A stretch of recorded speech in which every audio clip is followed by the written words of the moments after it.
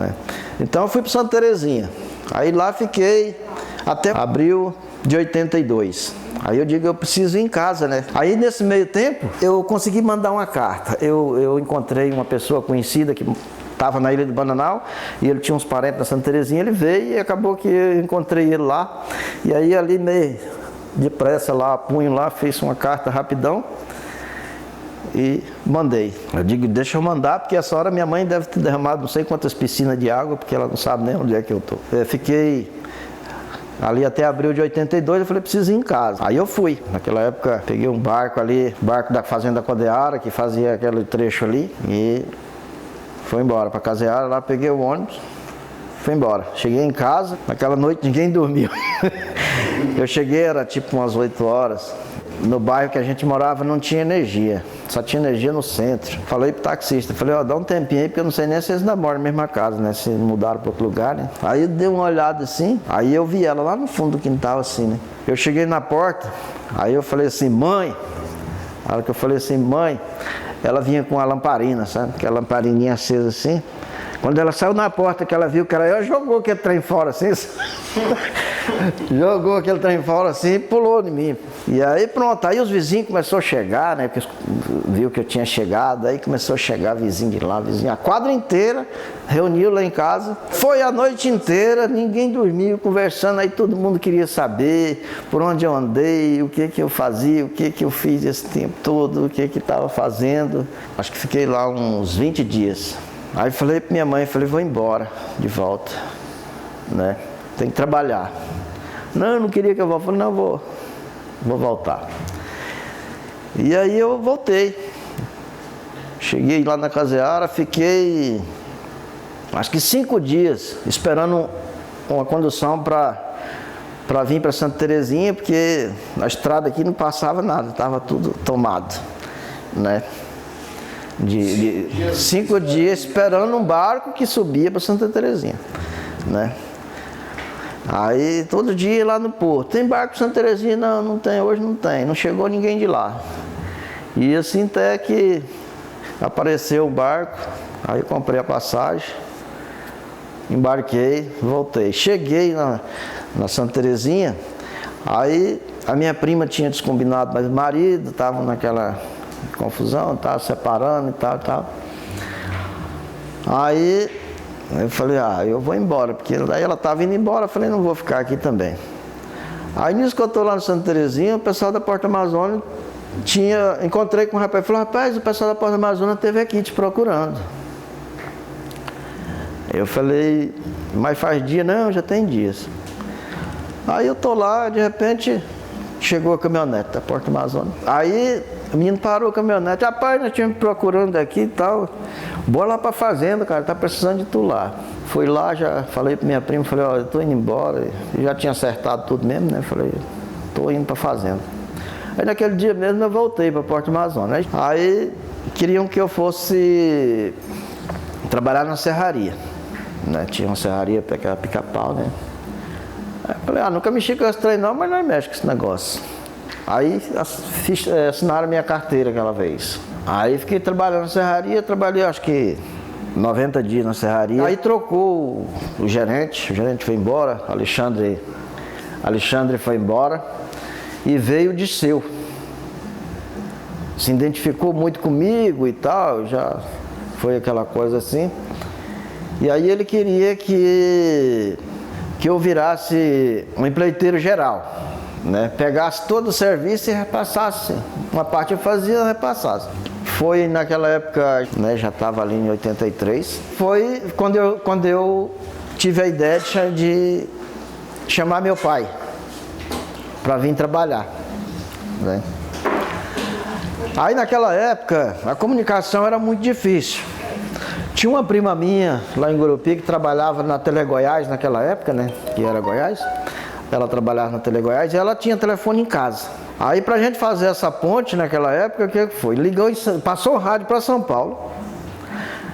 O pessoal do escritório de São Paulo ligou para minha prima lá, eu tinha o número desse telefone, ligou para ela, foi atrás do meu pai, que meu pai estava trabalhando em outra fazenda para lá, foi atrás do meu pai. Eu sei que Nesse meio tempo tudinho, levou 4 dias para vir a resposta. Para dizer que ele estava vindo, né? Aí ele já mandou a resposta dizendo que estava vindo. Que eu mandei dizer que ele viesse e já trouxesse companheiro e coisa, que tinha bastante serviço, né? Naquela época era só pecuária, só pecuária. Naquela época a raça que era Nelore, era Limousin, já tinham introduzido um pouco. E tinha também uma raça italiana lá, a Chianina, agora me lembrei, a Chianina, né? Eram as 2 raças que eram mais usadas naquela época. Dessa volta minha, eu fiquei até 85 na Porta Amazônia. Porta Amazônia. Eu saí da Porta Amazônia, vim trabalhar com máquina aqui na Porongaba. Aí eu vim para Porongaba, né? Aí eu trabalhei na Porongaba de 85 até 86, né? Mas aí já comprei terrenos aqui, né, naquela época, né? Que aí foi quando surgiu Cidade Jardim, né? Inclusive eu abri aí, tratou aí essas ruas aí, né? Uma parte aí eu fiz naquela época. E aí eu saí da Porongaba em 86. Aí fiquei por aqui. Aí surgiu uma vaga de operador de máquina na Fazenda Porto Velho. A Porto Velho, lá no município de Santa Terezinha. Surgiu essa vaga. Aí eu fui. Cheguei lá. Aí no dia que eu cheguei, disse: rapaz, o cara resolveu não sair mais, não sei o quê, mas tem uma vaga de marceneiro aí. Tinha um marceneiro, mas era muita coisa naquela época. A Porto Velho era um projeto Sudã, então tinha em média uns 200 funcionários, só o registrado, fora empreiteiro. Fazia cama, fazia guarda-roupa, fazia porteira, fazia de tudo. Para o fazendeiro que mandava fazer para os peões? Não, aí assim, por exemplo, o que era feito para fazenda, aí a fazenda pagava, a gente era, né, registrado, a fazenda pagava um salário para a gente. Agora, por exemplo, você queria uma cama, morava lá, você era funcionário, morava na casa, você queria uma cama, aí você tinha que pagar para fazer a cama. A fazenda dava madeira, mas você tinha que pagar a mão de obra, né? Aí disse: olha, tem uma vaga de marceneiro, está faltando marceneiro. E aí eu falei: ó, vamos. A ferramenta estava junto, eu sempre tive minha ferramenta, carregava minha ferramenta. E a ferramenta estava lá, eu falei: bora. E aí eu fui trabalhar. Aí eu trabalhei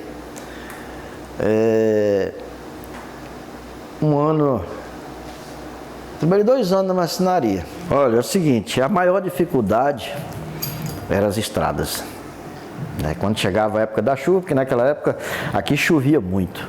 Então, estrada acabava. Você tinha hora de sair, mas não tinha hora de chegar. Aí o lugar de compra sempre foi Vila Rica, né? Sempre foi Vila Rica. Era Vila Rica, né? E aí saiu o pagamento. Antigamente a fazenda tinha um armazém, né? Tinha tudo lá. Aí depois, com melhorar a questão das estradas, coisas na época da seca, poder ir em caminhão, essas coisas e tal. Aí acabou com o armazém na fazenda, o pessoal passou a comprar aqui na cidade, né? Então a preferência sempre foi Vila Rica. Naquela época a gente comprou muito nos Andrades, depois comprou no supermercado Vila Rica. Naquela época, quando começou a vir comprar aqui, a cidade já tinha sido emancipada. Aí, assim, naquela época já tinham colocado um posto telefônico, só que era via rádio. Era um posto telefônico via rádio, né? Você ligava, a telefonista fazia aquela ligação, né? Você falava aqui no rádio, lá fazia um câmbio lá, né? Para poder você falar naquele telefone lá, né? E assim, tinha dia que falava, tinha dia que não falava, né? Às vezes você precisava falar, não falava nada. Da fazenda na cidade não falava de jeito nenhum, só se viesse. Não, só se viesse, porque a gente naquela época, até porque a fazenda não tinha escritório aqui, não tinha rádio. Tinha escritório em Goiânia e tinha escritório em São Paulo, que aí a gente falava muito bem. Tinha os rádios da fazenda, o rádio em Goiânia, tinha o rádio em São Paulo, a gente falava muito bem, né? Mas aqui na Vila Rica a gente não tinha um ponto de apoio assim, que tivesse um escritório com rádio, coisa, não falava, né? Era desbravando mesmo, né? Era desbravando. Então assim, quando eu saía, por exemplo, uma hora eu estava no caminhão, outra hora eu estava outro. Então eu tinha no meu caminhão, quando eu estava no caminhão, tinha motosserra, tinha machado, tinha enxada, tinha foice, tinha tudo, porque e na época todo mundo carregava isso, porque principalmente na época da chuva. Na mesma hora que você estava andando, porque você estava atolado, você caía numa ponte, ou às vezes você chegava, a ponte nem estava no lugar, a água tinha levado embora, você tinha que voltar para trás, né? Tinha tudo isso. Então aí eu fiquei lá na Porto Velho, eu fiquei, esse tempo, fiquei 1 ano de motorista, aí eu fui para o escritório, fui trabalhar no escritório, me passaram para o escritório, e eu fiquei no escritório. Aí foi quando, um dia eu estava mexendo com uma capação de garrote lá, e aí eu fui para lá e eu falei, deixa eu capar uns 2 aí. Onde é que você já viu mesmo capar? E ele estava lá, né? Eles achou que eu não sabia, mas eu era acostumado desde menino mexer com gado. E aí eu fui rapidão assim, os caras ficou olhando assim. Ele falou, olha, vocês falaram como não sabia aí. O homem é mais ligeiro que vocês. Aí tá, aí quando foi um dia, surgiu, eu tinha trazido um capataz, um gerente do gado, que lá naquela época tinha 25 mil cabeças, e aí tinha um gerente do gado. E ele trouxe um cidadão lá de São Paulo, e aí esse cidadão acabou que não deu certo. Ele era um rapaz, era assim, muito ignorante, tudo dele era assim, meio na ignorância. Ele daí não tinha funcionário, não tinha peão que aguentava com ele. Todo dia era mudança que ia, mudança que vinha, mudança que ia. E aí ele dispensou ele.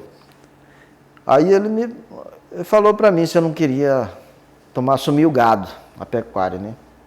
Eu falei, olha, eu topo. Vocês me deram o que eu pedi, né? Aí o que você precisa? Aí eu falei, não, beleza. E aí eu trabalhei lá, nesse período de 10 anos que eu fiquei lá na Porto Velho, não, foi 8 anos e 9 meses, que eu fiquei 10 meses que eu fiquei lá, né? Eu trabalhei em várias coisas lá, trabalhei com máquina de esteira, trabalhei com trator de pneu, trabalhei com colheitadeira. Eu fiz assim praticamente de tudo.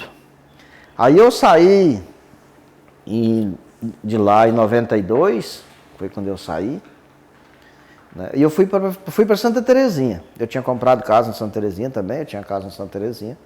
Resolvi ir para Santa Terezinha. Não, Santa Terezinha na época era bem evoluída naquela época, era mais forte. Naquela época a Codeara era o auge, né? Então a Codeara era ali. Aí eu fui para Santa Terezinha. Aí naquela época tinha o Zito Fraga, que era o dono da Fazenda Gaivota, que hoje é do Mike Sanino. Ele tinha uma equipe de terraplanagem e desmatamento, né? Chamava Pororoca. Aí eu já tinha um conhecimento lá com os encarregados dele lá. Aí eles estavam fazendo um desmatamento aqui no BCN. Aí eu vim, arrumei de serviço ali, puxar correntão. Aí eu vim ali, trabalhei 90 dias ali. Aí acabou o serviço ali. Aí eles estavam indo aqui para a beira do Xingu, na fazenda, eu não me lembro o nome da fazenda agora. Aí a Prefeitura de Santa Terezinha me chamou para trabalhar com a carregadeira. Aí eu fiquei até passar as eleições, porque eu era só contratado, né? Contrato, aí quando passou as eleições, aí eu não consegui renovar o meu contrato. Aí eu saí. Fui para a Confresa. Aí quando eu estava na Confresa, o dono da fazenda da Pirapé foi na Santa Terezinha atrás de mim. Ele já é meu conhecido. Aí o gerente dele, eles tinham descombinado, mandou o gerente dele embora. Aí ele foi atrás de mim, aí chegou lá. Aí nessa época eu tava casado, né? Eu tinha outra família, né? Eu tinha uma família nesse tempo. Aí A mulher falou, não, tá para Confresa. Aí ele foi atrás, me achou, né? Aí a gente foi lá para fazenda, combinamos. Aí eu fui tomar conta da fazenda lá. Eu fiquei trabalhando lá na fazenda Tapirapé. Foi quando eu vim definitivo. Porque assim, eu sempre tive minhas coisas por aqui e tal, mas assim, morar mesmo, passar a morar, foi definitivo de ficar, foi 96 para cá, né? Que eu fiquei mesmo morando. Mas aí tu falou da poesia que tu fez. Ah, tá aqui. A tua chegada, né? É, tá aqui. Deixa eu achar ela aqui. Tem que decorar. Agora, né, a Quando cabeça... que surgiu a inspiração para fazer a poesia?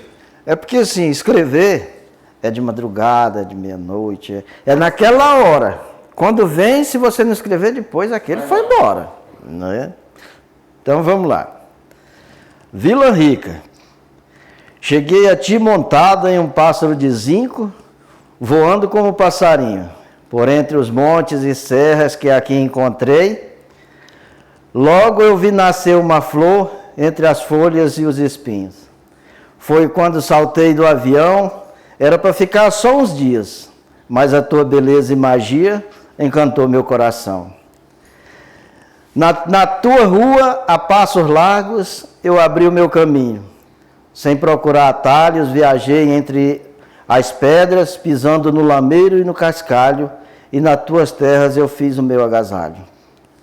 Nos teus rios eu naveguei, de tuas matas eu fiz a minha sombra, das tuas folhas eu fiz a minha cama, teus longos cipós foram a minha rede de pano, e sempre orgulhoso de ti é que estou aqui há 42 anos.